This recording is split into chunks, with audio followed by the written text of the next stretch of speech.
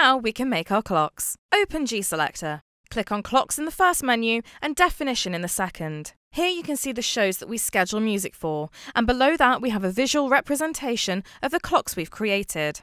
To the right here you can see how the clock is broken down, as we have scheduled links, music and station idents. But how have we done this? Let's start a new clock. Go to the top of the Definition menu and click the plus sign. We're going to label this Test.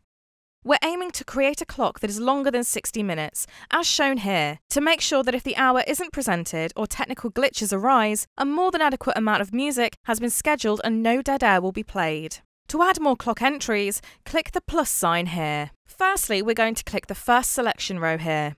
This row will be top of the hour. We're going to assign this a category type of exact time marker to ensure that even if the previous show overruns with music, the show will start on time at the top of the hour. We then want to select Soft Start from the description so that the transition is smoother when the clock begins. Let's go back to the Type menu. As you can see, we can schedule song category groups and various link styles. We're going to select Link Category Group for our second row and select some station imaging to start the show with. Next we want to select our songs, so let's move down to the third row. Select Song Category as our type, and let's choose which playlist we want to schedule from our description. We're going to start this clock with an A-list song, as these are songs that are generally considered most familiar to an audience.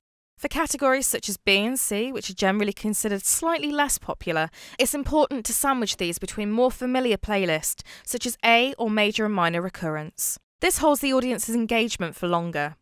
We also want to include station idents throughout to remind the listener of the station that they're listening to.